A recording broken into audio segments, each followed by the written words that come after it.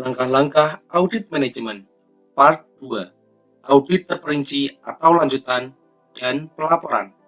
Disusun oleh Bima Andika Ivanda Putra, dosen Bapak Arif Himawan, DN, SE, AKMM, CA, CPE. Video ini bertujuan untuk memenuhi tugas mata kuliah audit manajemen.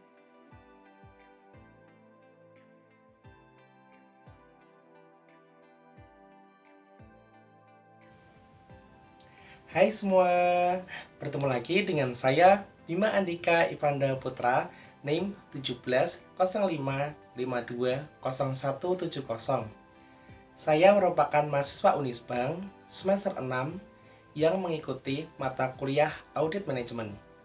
Nah, video ini saya akan menjelaskan atau mempresentasikan mengenai audit terperinci atau lanjutan dan pelaporan.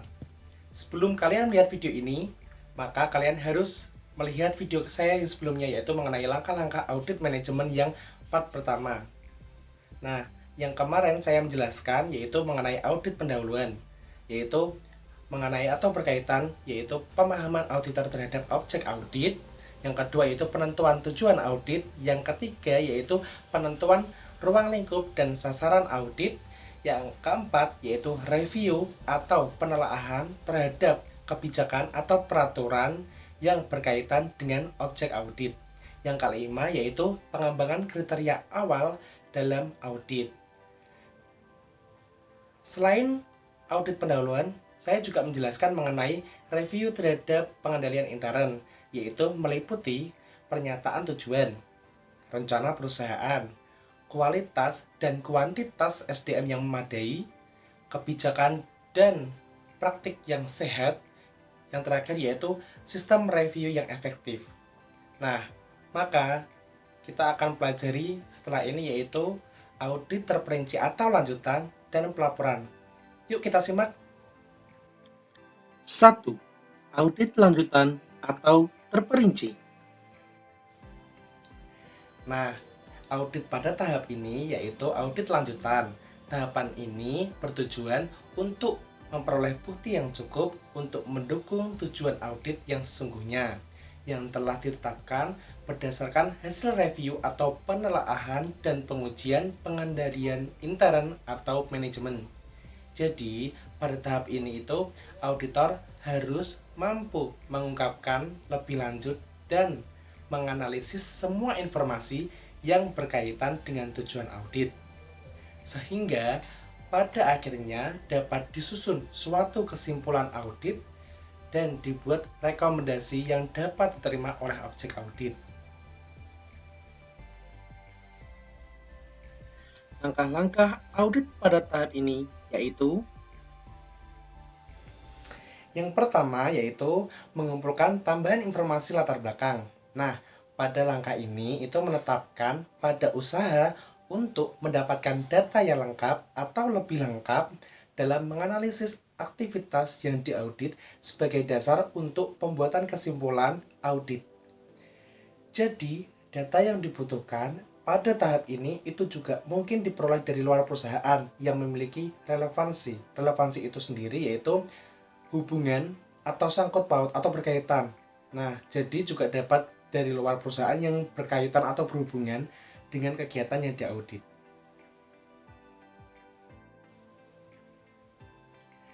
Misalnya yaitu pada audit atas penetapan kompensasi untuk keadilan dan kelayakan kompensasi yang ditetapkan oleh perusahaan. Jadi, selain menggunakan data dari dalam perusahaan yang berkaitan dengan variabel yang diperhitungkan dalam kompensasi itu, maka audit itu juga dapat memakai atau menggunakan data dari pasar kerja yang berguna untuk mendapatkan informasi mengenai kelayakan kompensasi untuk bidang pekerjaan atau tingkatan manajemen tertentu. Yang kedua, yaitu memperoleh bukti. Jadi, menurut sudut pandang auditor, bukti itu merupakan fakta dan informasi yang dapat digunakan untuk dasar pembuatan kesimpulan audit. Jadi, bukti tersebut itu harus mempunyai hubungan atau berkaitan dengan kriteria audit. Jadi, harus objektif, relevan, serta material. Nah, dalam proses audit, auditor itu harus bisa menganalisis dan menentukan fakta serta informasi yang relevan, andal, dan berhubungan atau berkaitan dengan tujuan audit. Nah, teman-teman, jadi perolehan bukti tersebut itu bertujuan untuk menentukan bahwa satu, kriteria atas kegiatan yang diaudit itu sudah sesuai atau tidak dan dapat diterima atau tidak. Yang kedua yaitu terdapat pelaksanaan yang menyimpang, baik tidak diterapkan prosedur yang sudah ditetapkan untuk setiap aktivitas atau tidak dilakukan pengendalian yang seharusnya atas kegiatan yang diaudit yang merupakan penyebab dari timbulnya akibat yang kurang memberi keuntungan bagi kegiatan yang diaudit. Yang ketiga yaitu ada akibat yang cukup penting serta material dari terjadinya perbedaan antara kondisi dengan kriteria yang sudah ditetapkan. Untuk memperoleh data atau bukti, maka auditor itu bisa memakai beberapa metode, yaitu observasi lapangan, bisa juga dengan wawancara, dan penggunaan kuesioner. Semua bukti yang diperoleh oleh auditor dalam audit itu harus memenuhi kriteria, yaitu yang pertama, relevan. Jadi berkaitan dengan aktivitas yang sedang diaudit. Yang kedua yaitu material, maksudnya yaitu cukup berarti dalam mempengaruhi kesimpulan yang dibuat. Yang ketiga yaitu kompeten, yaitu diperoleh dari sumber independen serta dapat dipercaya. Yang keempat itu cukup. Cukup maksudnya yaitu memadai sebagai dasar untuk pembuatan kesimpulan. Ketiga yaitu membuat ringkasan dan mengelompokkan bukti. Bukti yang diperoleh dalam audit itu diringkas dan dikelompokkan sesuai dengan elemen-elemen sasaran audit, yaitu kriteria, penyebab, dan akibat. Nah, bukti yang masuk dalam kelompok kriteria itu merupakan keseluruhan temuan audit yang berkaitan dengan norma atau aturan standar yang ditetapkan oleh perusahaan yang dirumuskan itu juga bersama dengan auditor. Jadi, norma tersebut itu menjadi dasar atau acuan bagi setiap komponen atau komponen dalam perusahaan untuk melakukan aktivitas atau kegiatannya. Nah, bukti yang termasuk kelompok penyebab yaitu berupa berbagai tindakan yang menyimpang atau tindakan yang positif yang tidak dilakukan yang merupakan sumber terjadinya ketidakefisienan, ketidakekonomisan, ketidakefisienan operasi, serta ketidakefektifan dalam pencapaian tujuan. Sedangkan bukti yang merupakan kelompok akibat itu bukti yang biasanya ditemukan lebih dahulu. Jadi, bukti ini itu tersebut merupakan hasil pengukuran antara penyebab yang terjadi dengan kriteria yang berkaitan dengan penyebab tersebut. Yang keempat yaitu pengembangan temuan dalam audit lanjutan.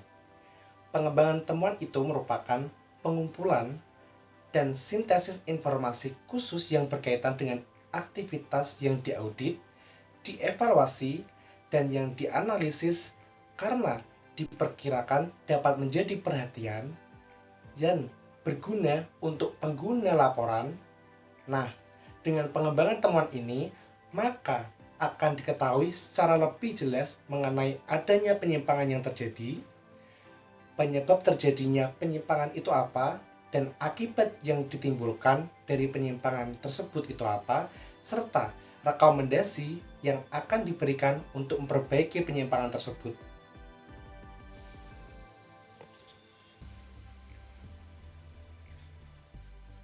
Beberapa hal yang harus diperhatikan auditor dalam pengembangan temuan adalah sebagai berikut.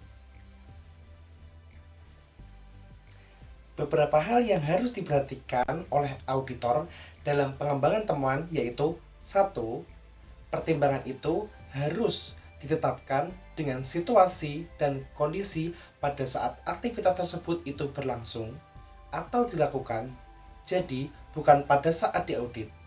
Yang kedua yaitu pertimbangan atas kompleksitas serta besarnya sumber daya yang telah terlibat dengan program atau aktivitas yang diaudit. Ketiga, auditor itu harus jujur dan objektif berdasarkan pertimbangan profesionalnya dalam melakukan analisis terhadap temuan-temuan yang didapatkan pada saat audit itu dilakukan dan menghindari pengungkapan kelemahan yang terjadi secara tidak masuk akal atau tidak logis. Yang keempat yaitu pengembangan temuan itu harus dilakukan secara luas dan lebih sehingga dapat menjadi dasar pembuatan kesimpulan dan rekomendasi secara jelas serta tepat kepada pihak yang diaudit. Nah, apabila auditor menemukan adanya kelemahan yang penting pada aktivitas yang diaudit, maka auditor itu harus segera untuk menyusun rencana pengembangan semua aspek yang berkaitan dengan masalah tersebut. Langkah dalam pengembangan temuan tersebut yaitu 1.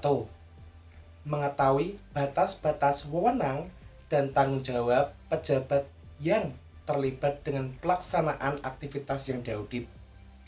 Yang kedua yaitu memahami sebab-sebab terjadinya kelemahan pada aktivitas atau program yang diaudit.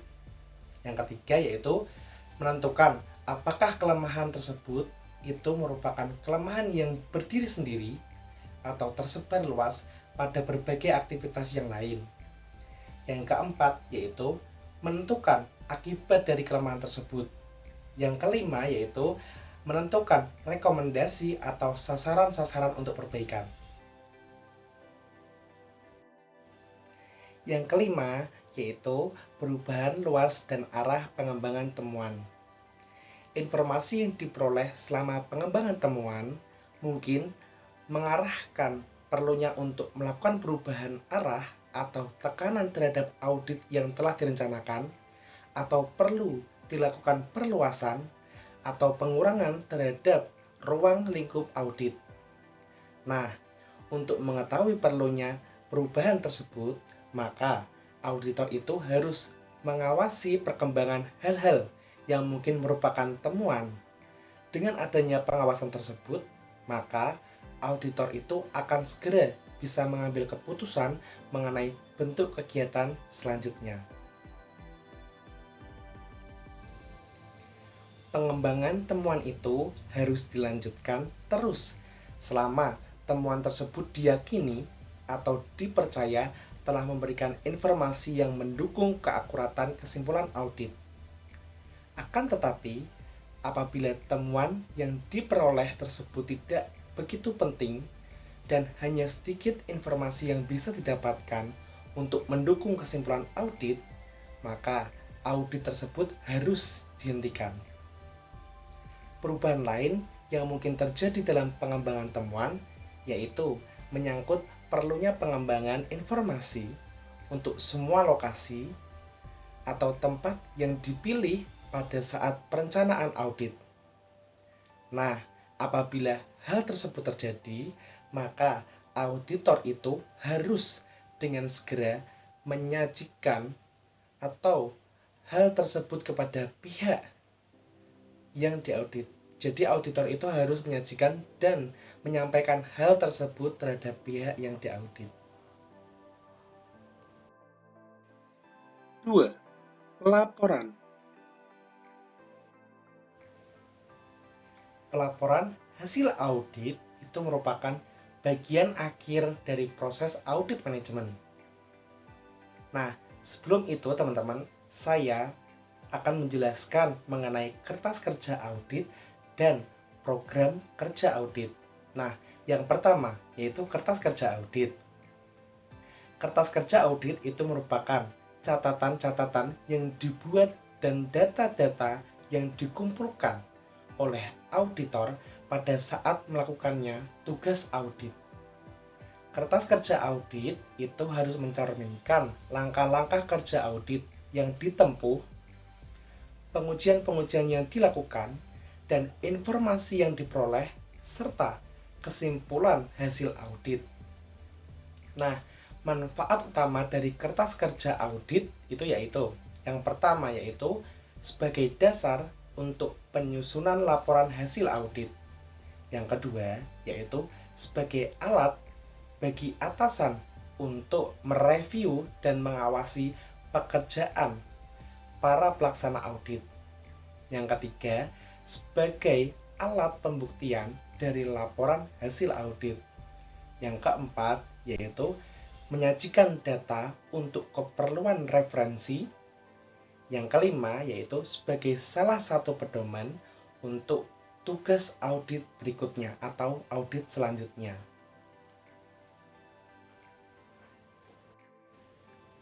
Nah, pada saat auditor menyusun kertas kerja audit, maka auditor itu harus memenuhi syarat yaitu pada penyusunan kertas kerja audit ya, yaitu yang pertama, kertas kerja audit itu harus lengkap. Yang kedua, bebas dari kesalahan. Yang ketiga, yaitu didasarkan atas fakta dan argumentasi yang rasional. Yang keempat, yaitu sistematis, bersih, dan mudah untuk dipahami, serta diatur dengan rapi. Yang kelima, yaitu memuat hal-hal penting yang berkaitan dengan audit. Yang keenam, yaitu punya tujuan yang jelas. Yang ketujuh, yaitu sebisa mungkin hindari pekerjaan yang menyalin ulang. Yang kedelapan, itu dalam setiap kertas kerja audit itu harus mencantumkan kesimpulan hasil audit dan komentar atau catatan-catatan reviewer.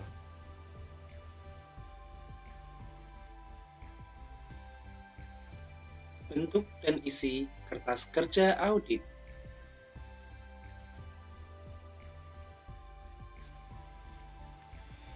Bentuk dan isi kertas kerja audit.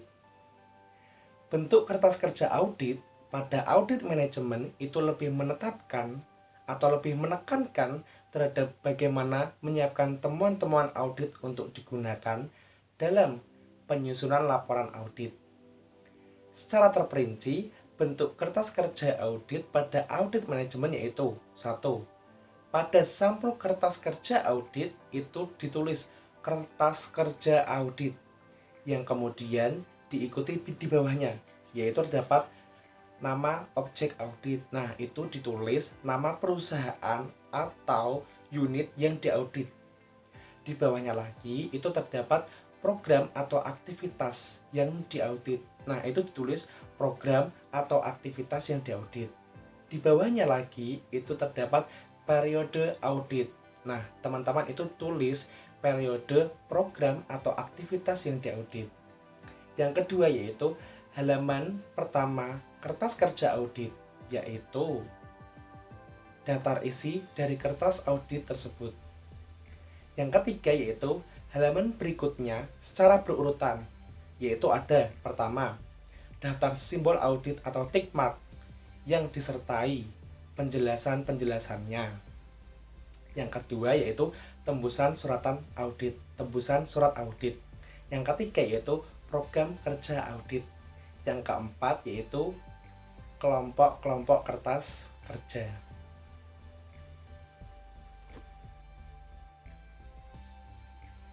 Isi dan pengelompokan kertas kerja disusun sebagai berikut. Kelompok 1 yaitu audit pendahuluan, yaitu terdapat subkelompok yang pertama yaitu program kerja audit pendahuluan. Lalu subkelompok kedua yaitu hasil audit pendahuluan yang meliputi pertama, informasi umum mengenai aktivitas yang diaudit. Yang kedua yaitu review atau penelaahan berbagai peraturan dan kebijakan yang berkaitan dengan aktivitas atau program yang diaudit.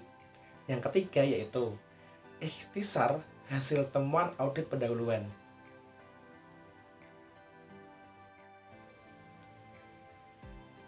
Kelompok 2 yaitu review dan pengujian pengendalian manajemen, meliputi subkelompok 1 yaitu program kerja audit atas review dan pengujian pengendalian manajemen termasuk internal control questionnaire yang digunakan. Subkelompok 2 yaitu hasil audit, review, dan pengujian pengendalian manajemen yang meliputi 1. Review terhadap berbagai peraturan dan kebijakan yang berlaku pada objek audit. Yang kedua yaitu ikhtisar hasil temuan audit atas review dan pengujian pengendalian manajemen. Kelompok 3 yaitu audit lanjutan atau audit terperinci, yaitu subkelompok 1 yaitu program kerja audit lanjutan atau terperinci. Subkelompok 2 yaitu hasil audit lanjutan atau terperinci yang terdiri atas 1. Pengembangan temuan. Yang kedua yaitu daftar temuan dan rekomendasi. Kelompok 4 yaitu laporan hasil audit, yaitu meliputi konsep laporan hasil audit dan tembusan laporan hasil audit.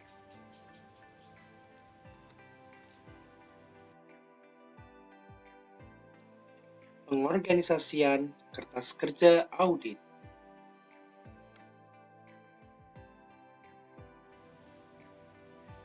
Pengorganisasian kertas kerja audit itu harus selalu dikaitkan dengan tujuan audit utama atau subtujuan audit yang telah ditetapkan oleh auditor.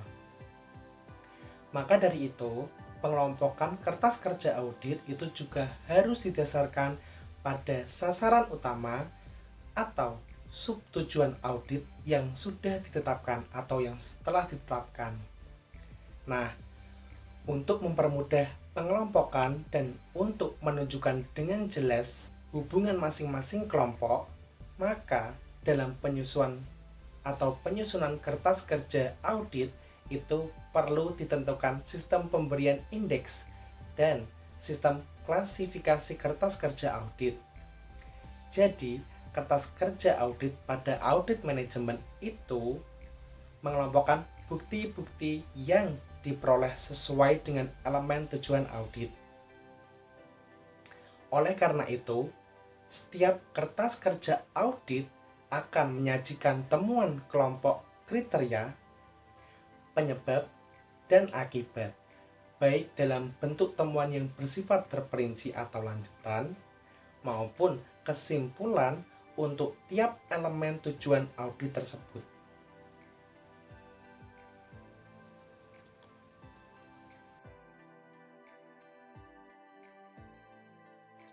Program kerja audit.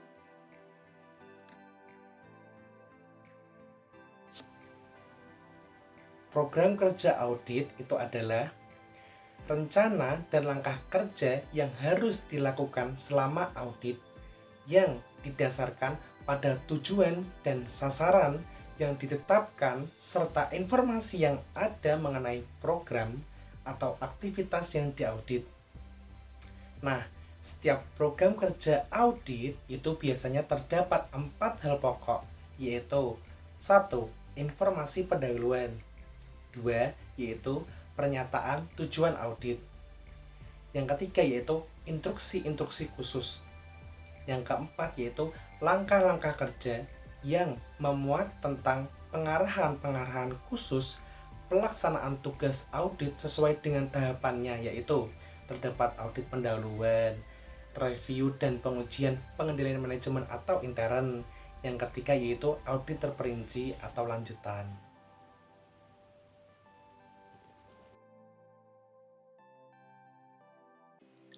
Contoh-contoh bentuk program kerja audit untuk setiap tahapan audit. Nah, teman-teman semuanya, ini merupakan contoh bentuk program kerja audit pendahuluan. Nah, pengisiannya yaitu, kita lihat dulu, itu kotak yang berwarna orange, yang merupakan nama perusahaan. Jadi nama perusahaan itu diisi dengan nama perusahaan yang program atau aktivitasnya diaudit. Contoh di situ yaitu nama perusahaannya PT Gunung Merapi. Nah, di bawahnya kotak yang berwarna biru tua itu terdapat program atau aktivitas yang diaudit. Di situ tertulis program yang diaudit. Nah, itu diisi dengan program atau aktivitas yang sedang diaudit. Nah, contoh di situ yaitu pelatihan karyawan. Nah, kita geser ke kanan, kotak yang berwarna kuning itu merupakan periode audit. Jadi diisi dengan periode atau jangka waktu yang tercakup dalam audit. Di situ contohnya yaitu Juli 2008 atau bisa dengan tahun 2008. Nah, kita geser lagi ke kanan dengan kotak yang berwarna coklat muda.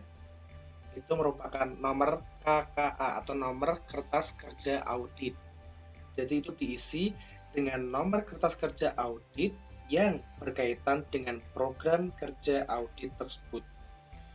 Nah, kita lihat di bawah sebelah kiri, kotak yang berwarna merah itu merupakan diaudit oleh, dan di bawahnya itu ada tanggal. Jadi diaudit oleh dan tanggal.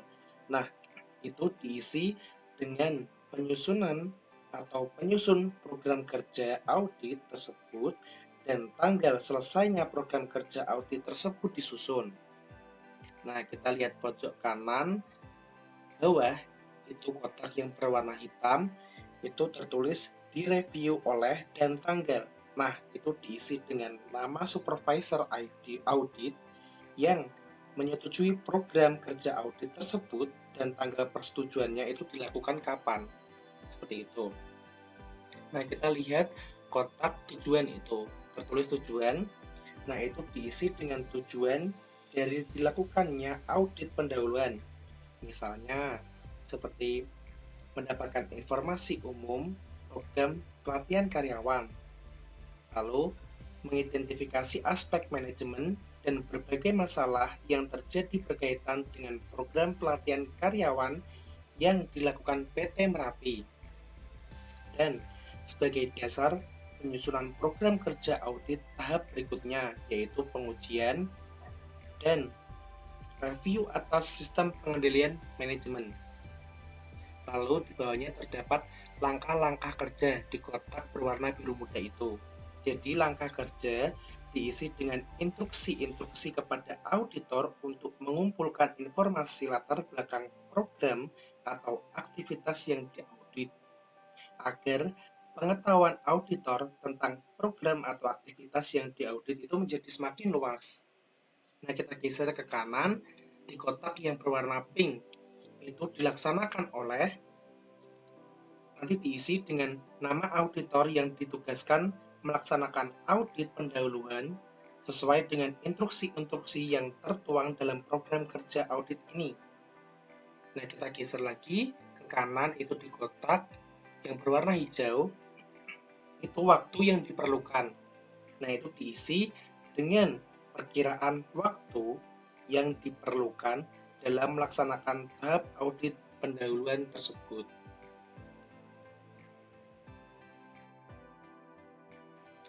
Nah, ini contoh bentuk program kerja, review, dan pengujian atas sistem pengendalian manajemen. Nah, pengisiannya itu terdapat kotak berwarna orange, itu tertulis tujuan review dan pengujian pengendalian manajemen itu diisi dengan pernyataan tujuan dilakukan review dan pengujian terhadap pengendalian manajemen. Seperti itu, misalnya untuk menilai dan menguji efektivitas pengendalian manajemen dan lebih mengenali adanya kelemahan-kelemahan pada sistem pengendalian manajemen tersebut, sehingga dapat dipastikan apakah tujuan audit sementara dapat dilanjutkan menjadi tujuan audit yang sesungguhnya atau tidak perlu dilanjutkan pada tahap audit lanjutan karena kurangnya bukti pendukung. Lalu itu terdapat kolom berwarna biru atas dan bawah itu. Nah, itu diisi dengan pernyataan yang diajukan untuk menguji sistem pengendalian manajemen perusahaan, perumusan pertanyaan yang diatur sedemikian rupa dengan jawaban ya untuk kondisi pengendalian manajemen yang memuaskan atau tidak untuk kondisi pengendalian manajemen yang tidak memuaskan. Contohnya yaitu misalkan yang atas itu apakah program pelatihan karyawan yang dilaksanakan sudah berdasarkan pada rencana yang ditetapkan sebelumnya. Lalu di yang bawah itu, kotak biru muda yang bawah itu, apakah pelaksanaan pelatihan karyawan yang dilakukan tidak mengganggu operasi yang sedang berjalan? Nah, di kotak yang berwarna kuning sekarang itu merupakan langkah kerja. Jadi diisi instruksi-instruksi langkah kerja yang harus dilakukan baik untuk jawaban ya maupun tidak atas pertanyaan yang diajukan. Misalnya, jika pertanyaan yang di atas itu dijawab dengan ya, maka tentukan langkah kerja untuk membuktikan kebenaran jawaban tersebut. Sedangkan jika dijawab tidak, tentukan langkah kerja yang harus dilakukan untuk menilai apa yang dijadikan dasar pelaksanaan dari program pelatihan karyawan tersebut. Demikian juga di kolom yang biru di bawah juga dan kuning yang di bawah itu juga diisi sama. Nah, ini merupakan contoh bentuk program kerja audit lanjutan. Jadi, yang kotak berwarna orange itu merupakan tujuan audit lanjutan. Jadi, diisi dengan pernyataan tujuan mengapa audit lanjutan itu dilakukan. Nah, di kotak yang berwarna biru muda itu merupakan judul temuan. Jadi, diisi dengan judul temuan yang akan dikembangkan. Nah, untuk yang berwarna kuning itu merupakan langkah kerja. Jadi, diisi dengan instruksi-instruksi langkah kerja yang diperlukan untuk mengembangkan temuan sesuai dengan yang telah dirumuskan pada judul temuan. Nah, selanjutnya ini contoh bentuk daftar temuan dan rekomendasi.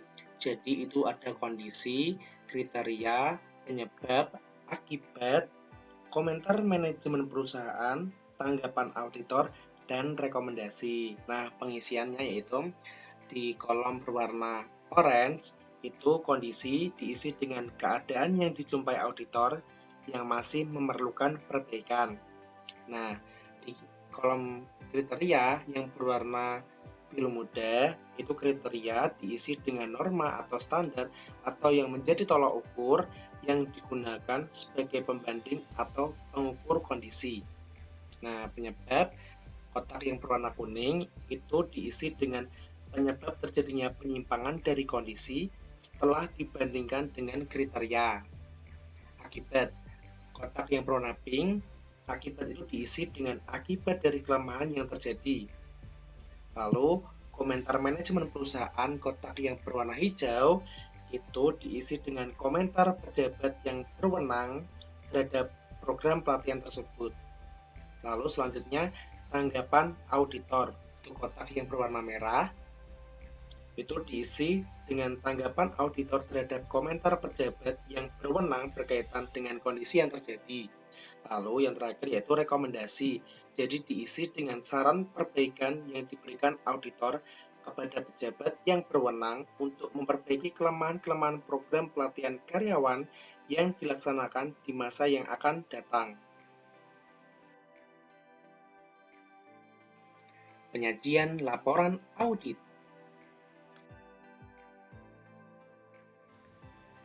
Nah, teman-teman semua, terdapat dua cara penyajian laporan audit manajemen, yaitu yang pertama yaitu penyajian laporan mengikuti arus informasi.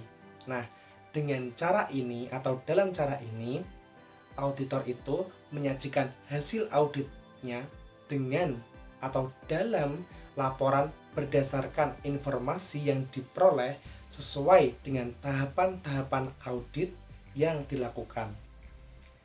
Kedua yaitu penyajian laporan yang menitik beratkan pada kepentingan pengguna. Nah, penyajian dengan penggunaan cara ini akan menitik beratkan pada kepentingan para pengguna laporan hasil audit. Pada umumnya, para pengguna laporan lebih berkepentingan atau lebih mementingkan terhadap temuan auditnya daripada bagaimana sih auditor itu melakukan audit. Nah, oleh karena itu dibutuhkan penyajian laporan yang dapat menjawab pertanyaan pengguna laporan dengan cepat. Biasanya sih berupa kesimpulan atas audit yang dilakukan oleh auditor.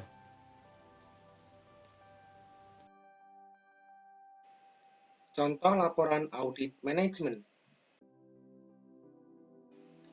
Nah, teman-teman, ini merupakan contoh laporan audit manajemen.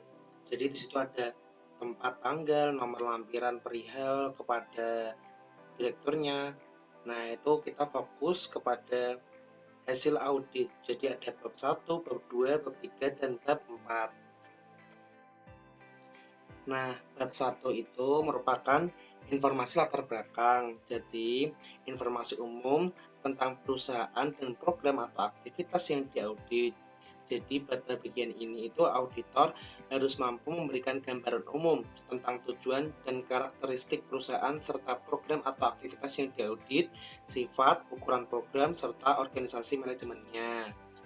Jadi, contohnya seperti PT Rumah Sakit Puri Santika yang selanjutnya itu disebut dengan perusahaan, itu lokasinya di mana, didirikannya kapan, siapa pendirinya, dan tujuannya itu apa, dan lain-lain seperti itu. Pada bab 2 yaitu kesimpulan audit yang didukung dengan temuan audit. Jadi, untuk meyakinkan pengguna laporan audit, maka auditor itu harus menyajikan temuan-temuan yang diperoleh sebagai pendukung setiap kesimpulan yang dibuat. Nah, kesimpulan tersebut itu dibuat berdasarkan temuan-temuan yang diperoleh pada saat melakukan audit, baik itu temuan yang berhubungan dengan kriteria, penyebab, maupun akibat. Jadi pada bab ini itu nanti akan ada daftar ringkasan temuan audit juga.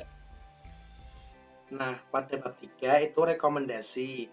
Jadi, rekomendasi itu dapat berupa saran perbaikan yang diberikan auditor atas berbagai kekurangan atau kelemahan-kelemahan yang terjadi pada program atau aktivitas yang diaudit. Nah, sedangkan yang terakhir yaitu bab 4 mengenai ruang lingkup audit itu menunjukkan berbagai aspek dari program atau aktivitas yang diaudit dan periode waktu dari program atau aktivitas yang diaudit oleh auditor. Jadi pada bagian ini juga harus disajikan seberapa mendalam audit itu tersebut dilakukan. Untuk hal-hal yang tidak termasuk dalam ruang lingkup audit ini, sebaiknya tidak disajikan di dalam laporan yang dibuat supaya tidak mengaburkan pemahaman pengguna laporan terhadap hasil audit yang disajikan oleh auditor. Nah, teman-teman, sekian yang dapat saya sampaikan. Terima kasih bagi yang sudah menonton. Semoga ilmunya bermanfaat. Saya Bima Andika Evanda Putra. Salam.